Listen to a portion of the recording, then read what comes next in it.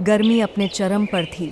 सूरज आसमान में आग बरसा रहा था और धरती तपती कड़ाही की तरह जल रही थी। लोगों में बढ़ती गर्मी की वजह से हाहाकार मची हुई थी।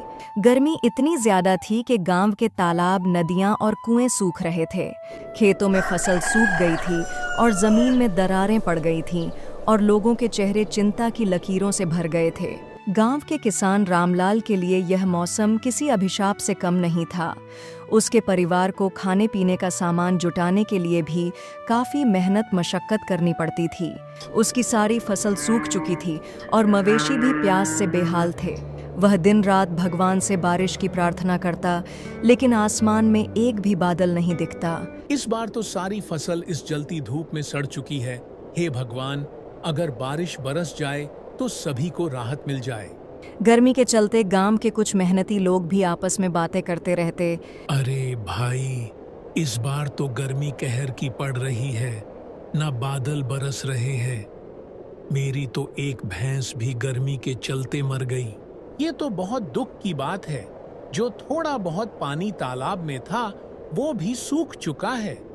हे भगवान, जमीन में फसल सब्जियां कैसे उगेंगी? अब तो हालात बद से बदतर हो चुके हैं। रामलाल का 10 वर्षीय बेटा मोहन भी इस गर्मी से बहुत परेशान था। वह हमेशा अपने पिता से पूछता, बाबा, बारिश कब आएगी? कब इस गर्मी से राहत मिलेगी बाबा? लेकिन रामलाल के पास कोई जवाब नहीं होता। एक दिन मोहन बहुत प्यासा था। बाबा बाबा, मुझे बहुत प्यास लगी है, लेकिन घर में तो पानी खत्म हो चुका है। रामलाल बाल्टी लेकर गांव के इकलौते कुएं की ओर निकलता है, जहां पहले ही लोगों की लंबी कतार लगी थी।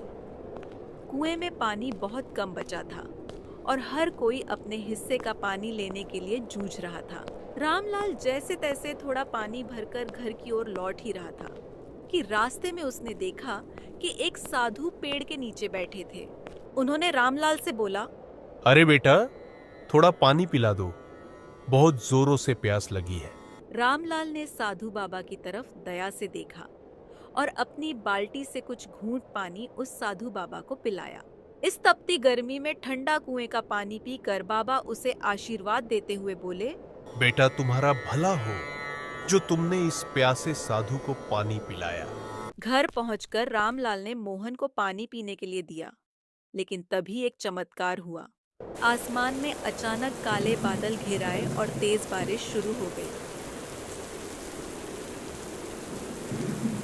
गांव के लोग खुशी से नाचने लगे। रामलाल ने आसमान की ओर देखा और मुस्कुराया।